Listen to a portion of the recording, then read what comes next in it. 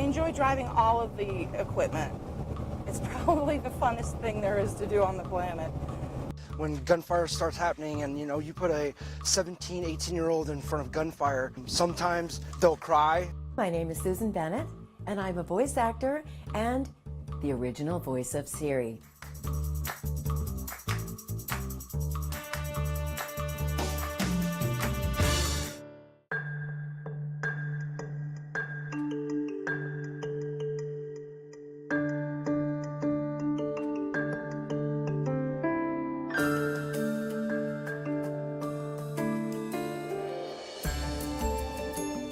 When I got laid off, I was devastated.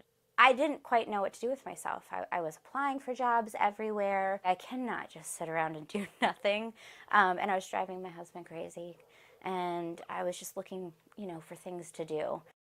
It started out with anything and everything that was related to wood, and I quickly learned that that was a mistake, only because there's only one of me. I only have so much time. And so what I've done is I've pared down that product line to pets for now. And so my pet line includes every size crate known to man. If you have a pet that fits in a crate, I can build it. So she came up with the idea saying, maybe I'll start building these.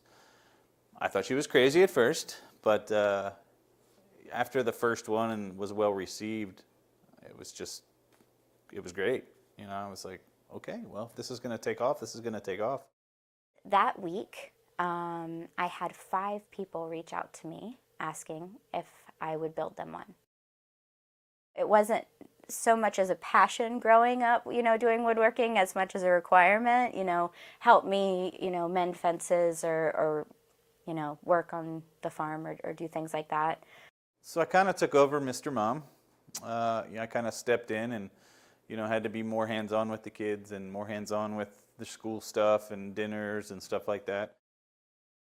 I saw Jenny Benz, Virginia's business, and I saw her dog crates and how they actually fit into the home and they look like they're a part of the furniture that belongs in the home. And I contacted her and I said, I'm looking for a local artist that could perhaps, a woodworker, that could perhaps make, the first piece was a table, and I sent her kind of the specs that I wanted, and she said, you know what, I will do this, and we'll work on it together.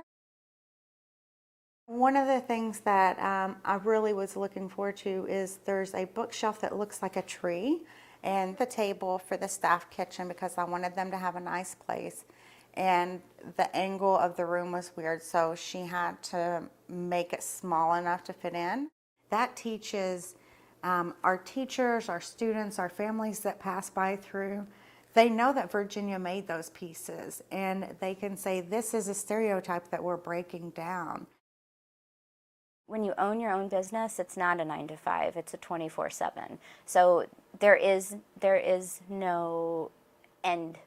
There is no end. I'm always working all the time, or I'm always thinking about work or how to improve it. I love it every day. I wake up and it's not a job. It's fun.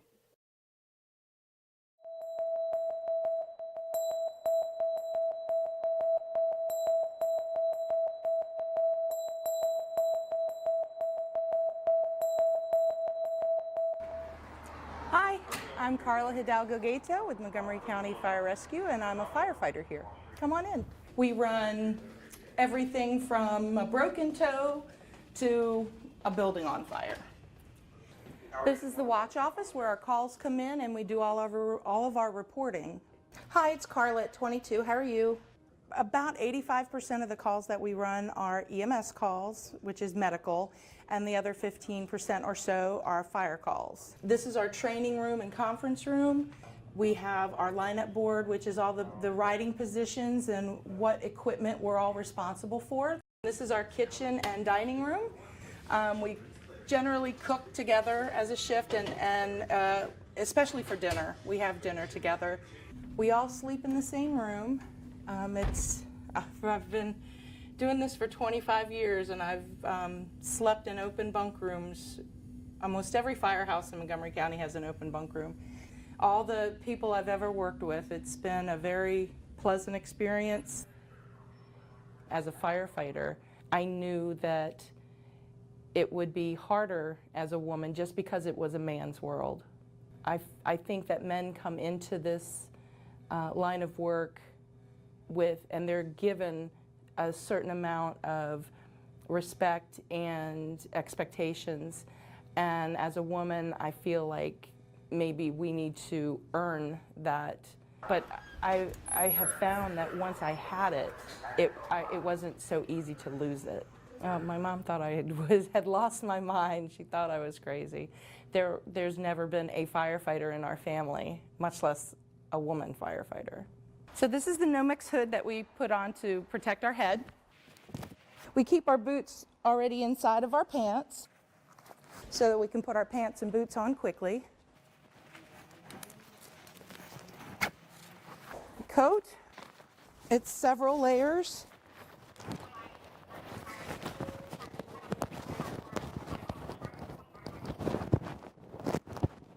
And last but not least, our helmet.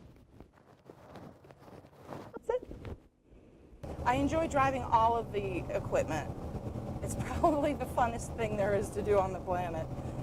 They do a lot of recruiting of females, and it just doesn't always work out. I think it's a misconception. Maybe they're not sure exactly what we do. Maybe it's just not a career path that any woman in their family has ever taken.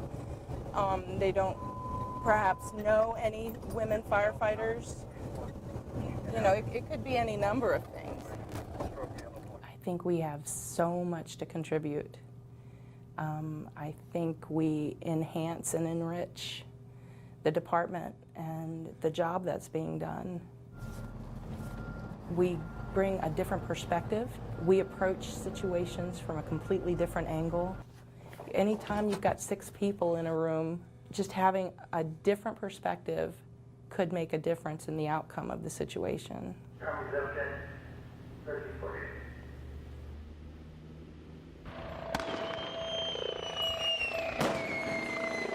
So today we're going to give a demonstration just to show people what the capabilities are of the National Training Center.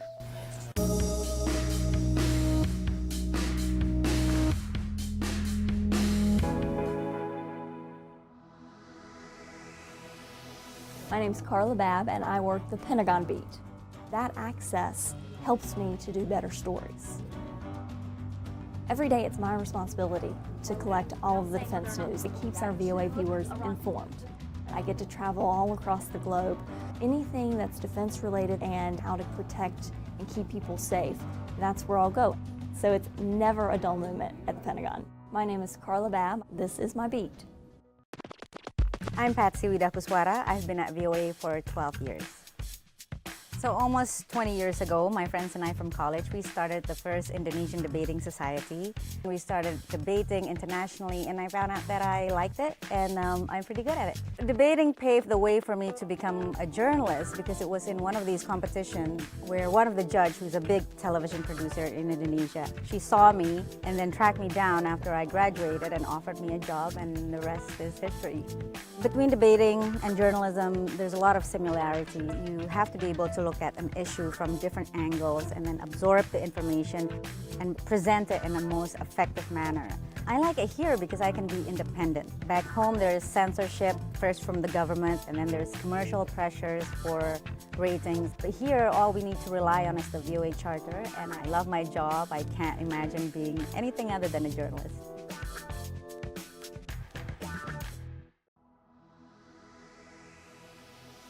I'm Jim Malone, and I work the political beat.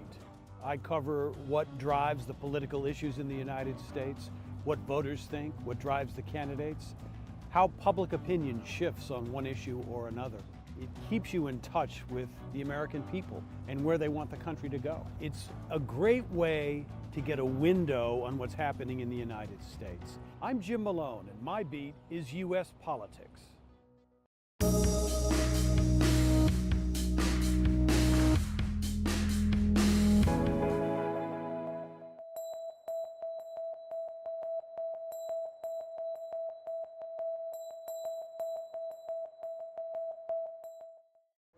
You asked me earlier if I think NTC was needed. I say most definitely. To most people, this looks like a place with a bunch of buildings. To a combat vet or people who's been out here before, this is about as realistic as we can get it. You have to know how to talk to the people in the bazaars. You can't go there. I mean, they're people too. They're trying to make a living just like everybody else. Yeah, you can't go there and be rude and be mean. If you do a good deed, sometimes they'll show you where the bad guy is. In 2003, I worked with a U.S. company in construction in Iraq, and then I switched to the U.S. Army. I train or help someone here before they go overseas and make the mistake. So we kind of cultural advise, like don't do that. Be aware of this. Something he's not introduced to, a soldier, and it could just help him. So today we're going to give a demonstration just to show people what the capabilities are of the National Training Center. I'm going to show the sight, sounds, and smells, so people are going to hear the call to prayer, maybe dogs barking, just the different ways in which we can give training soldiers a sensory overload to try and simulate what it might be like to be in a deployed nation. As you start to go up, you can already see that the building's already fogged out. Yeah. So when you go up there, your sense is going to be completely going and figure out what's going to be going on.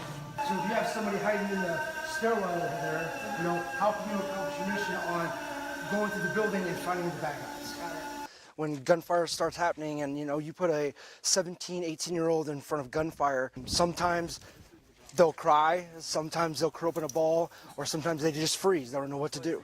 The other reaction, they'll just fight. As a fight or flight method. And a lot of them, some of them will fight, some of them will get scared. And that's the type of stuff you need to hash out before you go overseas.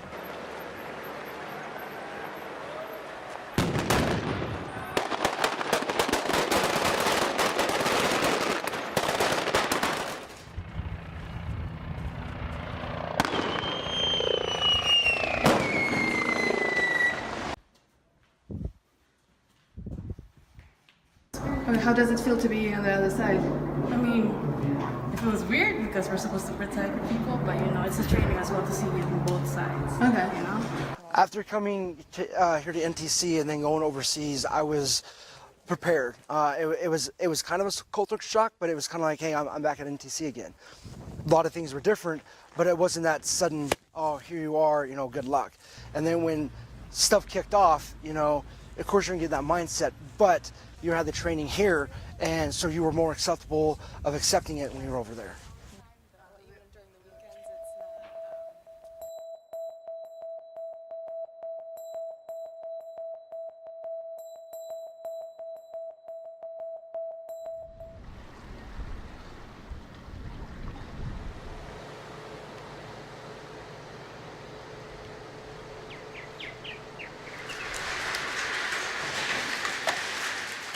Tenemos la oportunidad de venir a trabajar para acá y así apoyar a la familia.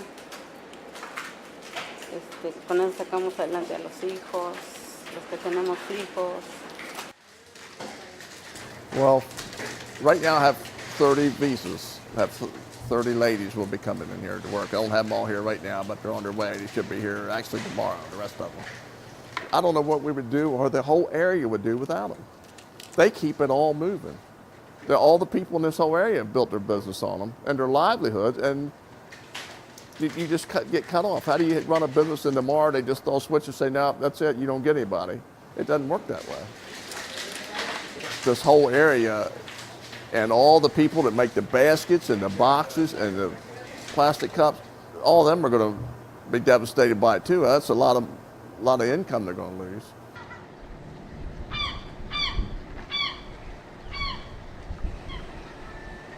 Well, we need 50 visas to bring our workers from Mexico.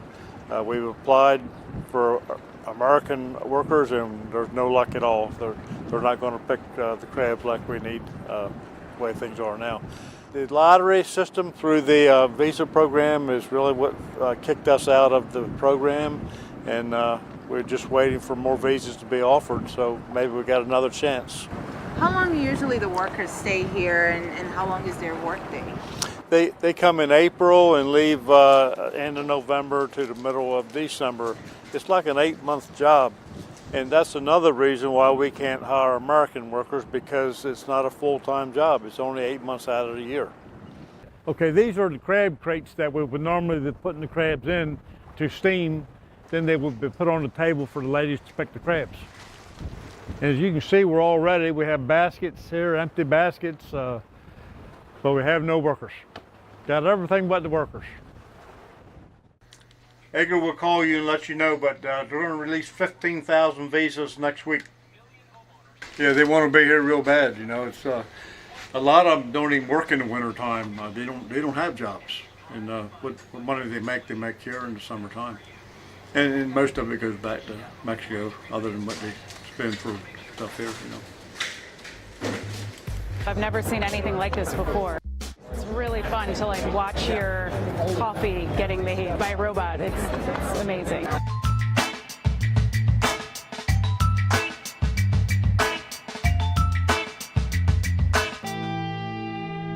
At Arches National Park in southern Utah, National Parks traveler Micah Meyer could see firsthand why it's one of the most visited sites in the state. Even outside of the park and all around Utah, there are these arches that just naturally form from the rock eroding. But in Arches National Park are some of the most magnificent, either really large, or there's 2 or 3 all clustered together, or there's a double arch where you can see through 2 arches at once. And then, of course, this Delicate Arch. Delicate Arch, considered by many as the most famous natural stone arch in the world. One of the most famous because it's essentially on its own on top of a hill with a giant vista and mountains behind it. And visitors one by one take their time running or walking into the arch to take their picture, or waiting over here to take the photo. After his visit to Arches, Micah took a boat tour. I'm on the Colorado River, halfway between Arches National Park and Canyonlands National Park. It gives you a perspective of this land, which many people describe as Mars with water, because it's just so arid and so red and orange looking. It's just this really cool juxtaposition, not only of views, but of the wildlife that survives in the desert.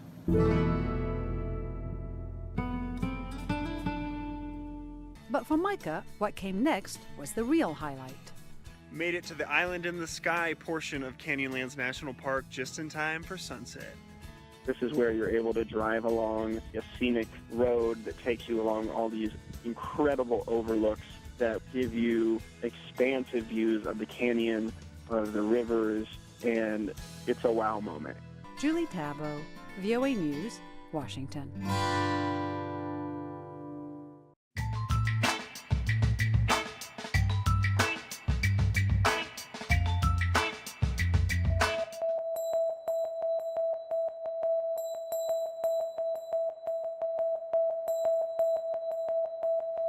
Hi, my name is Susan Bennett, and I'm a voice actor and the original voice of Siri. For a really long time in my life, I didn't really know what I wanted to do. And I started doing, working in clubs, singing and playing.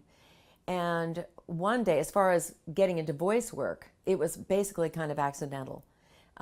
We had finished singing a jingle that day. I think there was a group of 6 of us. And the voice actor didn't show up to read the copy of the spot. So the owner of the studio said, "Susan, you don't have an accent. Come over here and read this copy." And I went, "Oh, ding, ding, ding." So I got a voice coach and a talent agent, and I've been doing that ever since. I did the original Siri recordings in 2005, and Siri appeared on October 4th, 2011. And I didn't know anything about it until a fellow voice actor emailed me and said, "Hey, we're playing around with this new iPhone app. Isn't this you?" And I went, "Really?" So I went on the Apple site and listened, and I went, oh my. On the one hand, I thought, wow, I'm basically the new voice of Apple. That's pretty cool. But the fact that I apparently had auditioned without knowing it, that really took me aback. And it took me 2 whole years to reveal myself as Siri because of that, because I knew it was going to affect my career. And I just wasn't sure how it was going to happen. You know, on the one hand, a lot of people who are not in the business will go, oh, you're Siri, that's so cool, that's so great. The people in the business are going, you're Siri, and maybe can't hear anything beyond the Siri voice. And so it's like anybody that gets characterized as one particular thing. Siri, what are the top 10 books of 2017? Here's what I found on the web for what are the top 10 books of 2017. Siri was a life lesson for me because I had to face certain insecurities. The fact that I'm basically an introvert and I'm a very private person. Oh, do I want to be this person that's on everybody's device all over the world? And so you have to accept it and figure out a way to spin it to the positive for yourself, which I've done, and it has actually turned into a whole new career for me. I had no idea. Like everything in life, you know, Siri had a big positive and a big negative. And I have no way of measuring the negative, except I can see that since I did come out as Siri, a huge percentage of the work that I do is Siri related. On the other hand, I have done auditions for a Siri-like voice and not gotten it. The first 2 iterations of Siri, she really had a little bit of an attitude. I know that the first time I talked to Siri, I said, well, hi Siri, how are you? What are you doing? And she goes, I'm talking to you. I think Siri would like to make an appearance and say a couple of things. Always face your fears. Always keep the faith. But most of all, always have a sense of humor. LOL. Thank you, Susan.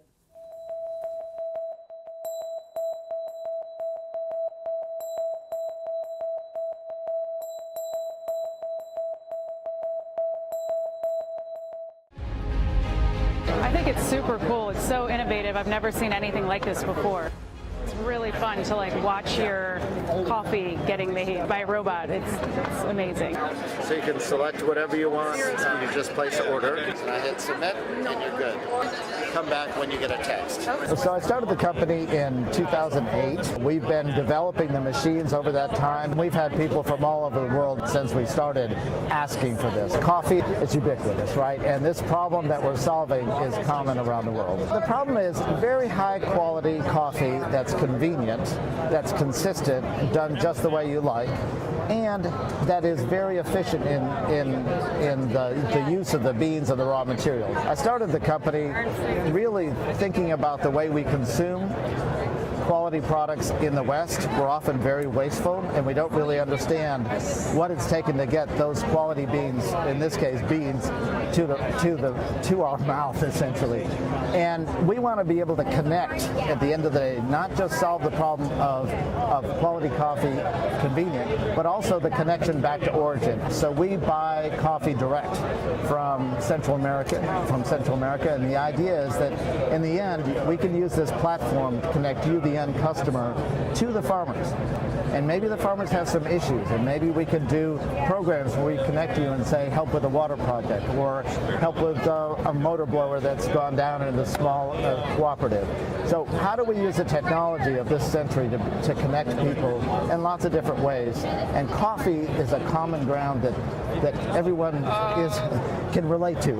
It's gonna take a little bit of time, but I'm sure that we're gonna be having this instead of having like Starbucks out there. I think that in certain places, for sure, especially like office buildings, it's easy to have them just be, in a smaller area where they don't have to staff an entire barista at all times. It's a big market, and so there are specialty coffee shops where there are high quality trained baristas that I don't think we'll ever replace. I mean, there is a place and time for those, but there's a lot of places around.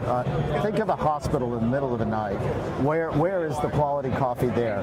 Where is it at 5:30 in the morning at the airport? And so we want to get that quality experience in all those places that are really underserved. It seems like a really good idea to have them everywhere because it's perfect to just avoid lines, just getting there, picking your coffee, and you're good to go for the day.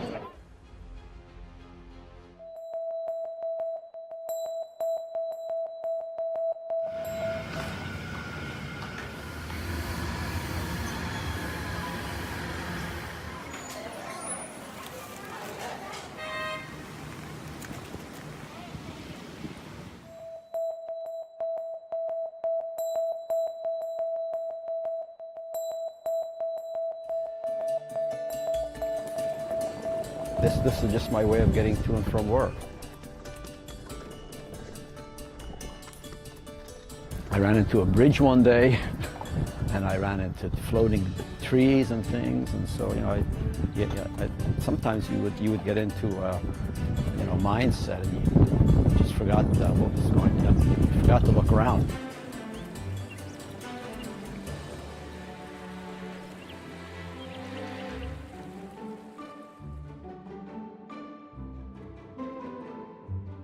To get away from the traffic and just be out on the water. I've always loved to be on the water.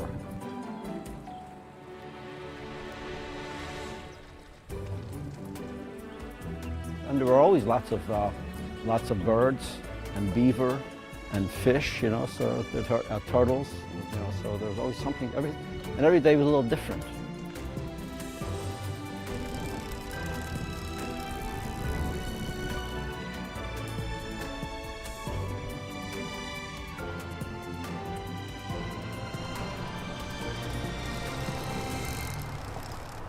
I tried to get my kids interested, but I couldn't get them interested in rowing. They've been out here a few times, but never really took a big interest in it. They thought it a little crazy too, but they were sort of proud of their dad, so they could brag about it.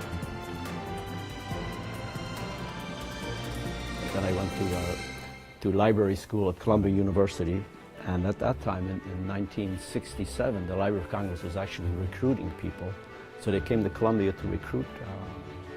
And I was recruited by the Library of Congress.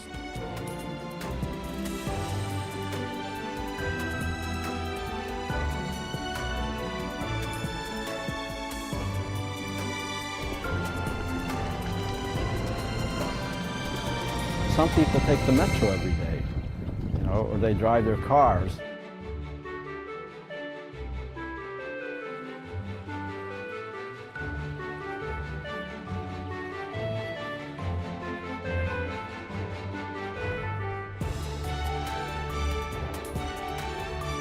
Make sure that you have things to do that you love to do.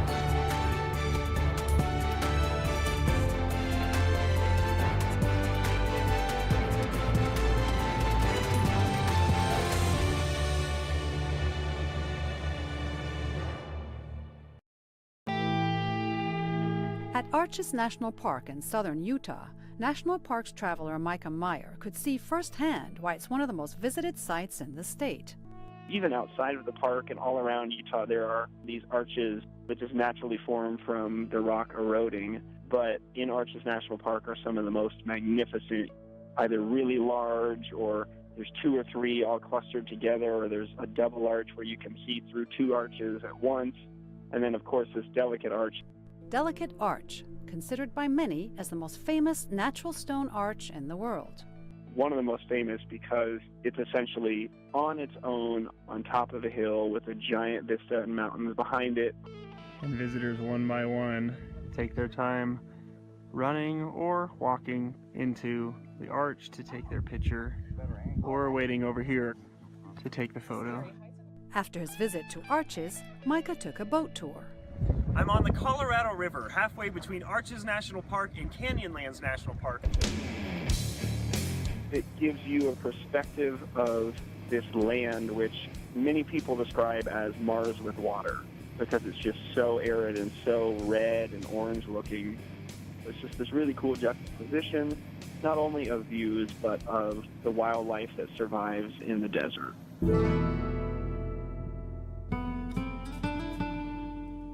But for Micah, what came next was the real highlight. Made it to the Island in the Sky portion of Canyonlands National Park just in time for sunset. This is where you're able to drive along a scenic road that takes you along all these incredible overlooks that give you expansive views of the canyon, of the rivers, and it's a wow moment. Julie Tabo, VOA News, Washington.